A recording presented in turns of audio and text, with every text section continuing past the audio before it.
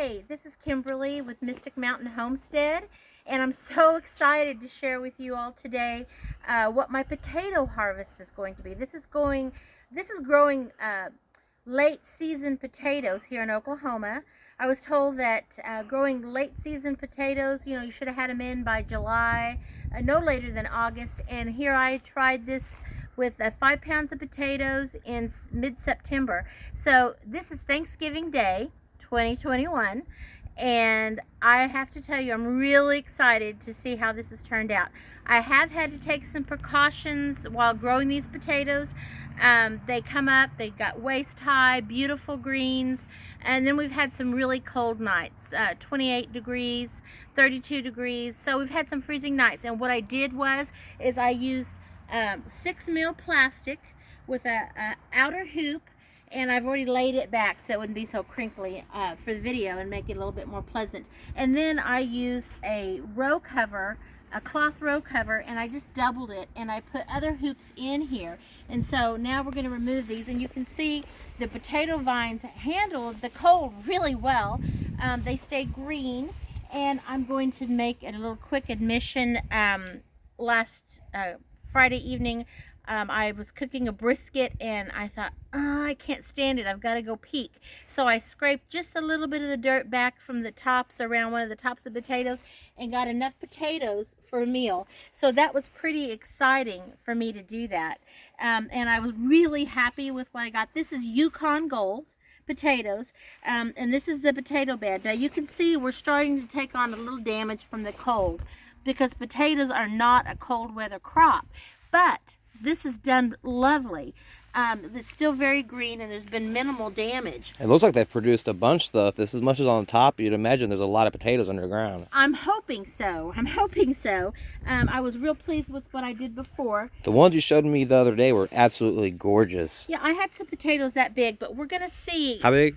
About that big, and we're gonna see. And there was just a few that big, but I didn't dig a lot. I dug probably 3 pounds worth, and that was just from one plant, and I really didn't dig. I just kind of took the top potatoes. So what I did is I did 2 rows, and I'm probably gonna need to step over on this other side so that you can see better, because the potatoes are on this other side.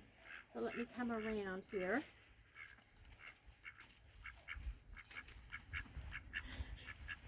And we're going to start kind of looking at these potatoes.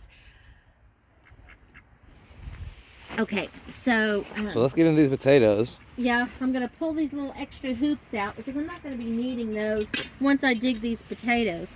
And I'm just going to be careful, because inside here I have some carrots that have self-seeded, and then I planted some more.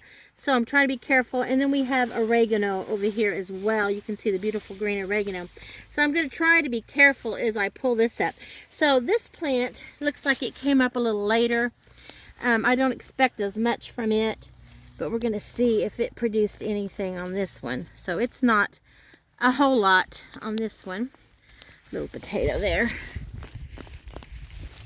This plant is not going to produce a lot, but I think some of these others are, because this was a late rise on this potato plant. Now I have a question for you. Could you take these tops like that have the roots on them like this still, and stick them in 5-gallon buckets and grow potatoes in like your garage or something like that? You know, I've never done that. That is something that would be another experiment to try. And you know, it's important to me to try to grow as much food as I can year round. So yeah, I'd be more than willing to try something like that. And I'm gonna dig deep here. I'm gonna probably uproot some of the, look at that new little potato. Oh yeah. Starting to grow. I mean, they would grow longer, but I think I'm pushing the bar here a little bit with these potatoes. And so far with these 2 plants, I'm just not seeing a huge amount, but I'm going to keep digging here and see what we can come up with. Lay those to the side. That might be an experiment we could try. Now this is the one where I took some potatoes from, so my expectations wasn't so great right there, because I already got a lot of those. Okay, so here we go.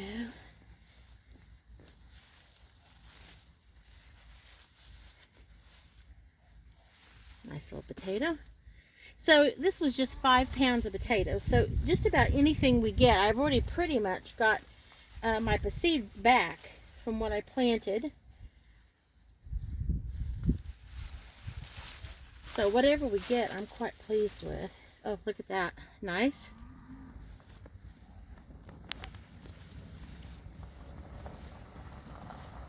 There we go.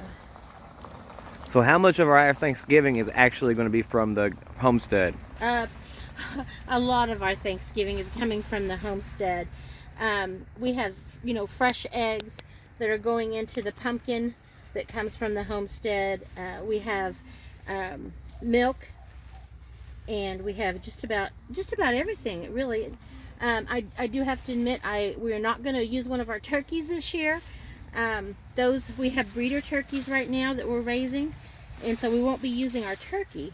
But homemade bread, the cranberries I didn't grow either, and I definitely love cranberries, so I've got to have cranberries. Right. But these potatoes will be on the table. We'll have fresh onions from the garden, green onions, and we're just about ready for salads from the hoop house. Oh, there's a nice one.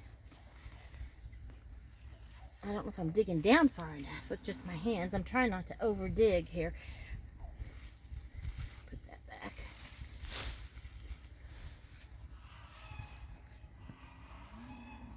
Ooh, I feel some nice potatoes in here. There we go.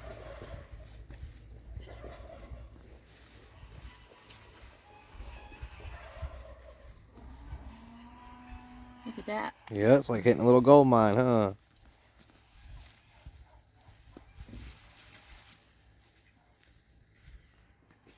These will make beautiful potatoes for the Thanksgiving dinner table.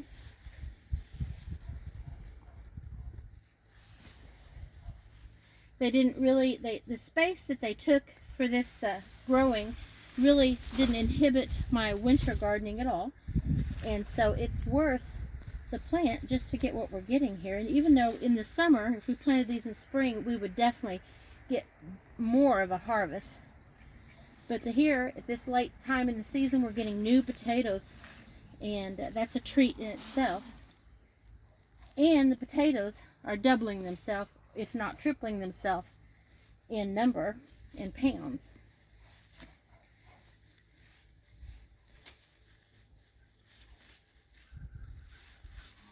Even the small ones we'll use.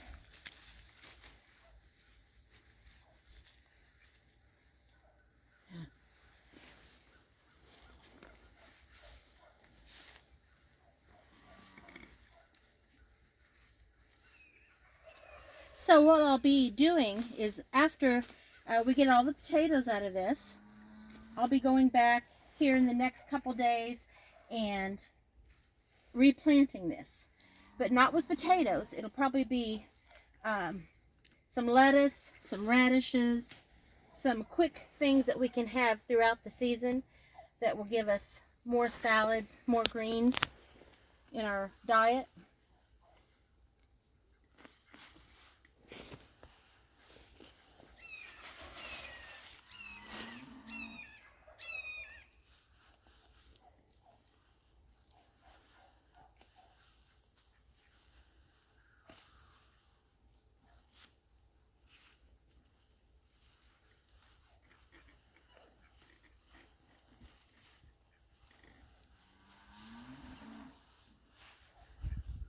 And while most of the time I do no-dig gardening, potatoes make it a little difficult to do absolutely no-dig, because you got to dig them up. They are a root crop.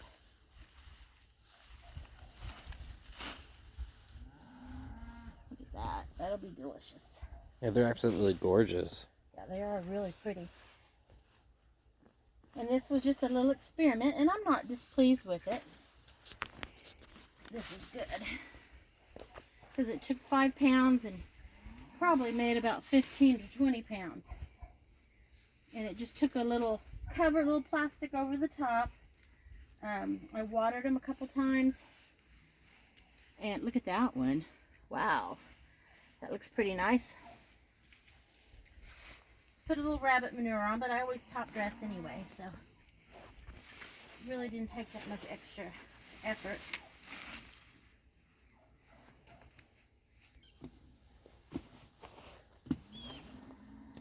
So we're putting the potatoes in the basket, you said? Mm-hmm. Oh, you don't lose, double bury them, huh? Yeah, because I'm almost doing that.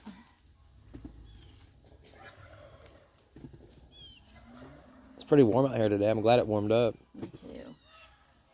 Makes it a little nicer. The ground is pretty chilly. I bet. It's, what, 34 degrees here this morning? Yeah, it's pretty warm. I mean, pretty cool. Step around over here so we can all get a better view for you guys. Oh, are you recording? I didn't realize. You never know with me. Oh, I know. I gotta watch you. Okay, so this is our potatoes. Look at that turnout so far, y'all. That's pretty good. Especially since I already took quite a few. Well, probably 4 pounds of potatoes. 3 to 4 pounds I took for dinner the other evening. So. Ooh, look at that one. That's a pretty one. And the nice thing about new potatoes, the skins are thin and they're just so delicious. You know, when they're cooked, really delicious. Okay, I'm getting into a lot of carrots right in here. I want to be careful.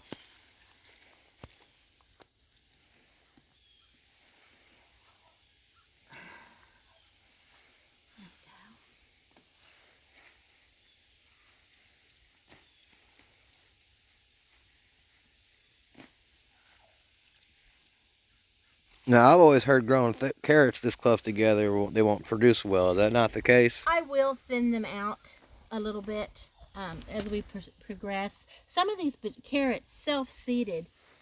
The tops, you know, it takes carrots 2 years to reproduce, and they're biennials, and a lot of people don't realize that, but it does take a while. And I had left some plants, and they fell over when I got busy with beekeeping and other things in the garden, and so they went to seed, fell over, and replanted themselves, and that's not a bad thing because I'm all about things regenerating its own. But so they're really thick over on that side.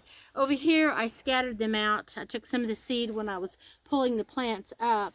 There was still some seeds in there, and I pulled those up and sprinkled those over the rest of this bed. And then I decided I was going to go back and plant potatoes because it was a space that I could do so in. And they just kind of come up in between the potatoes too.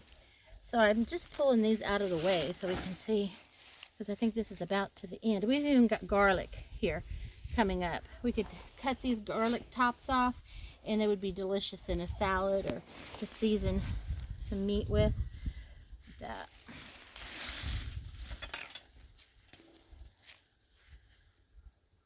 And this is just about to the end of our 2 rows of potatoes.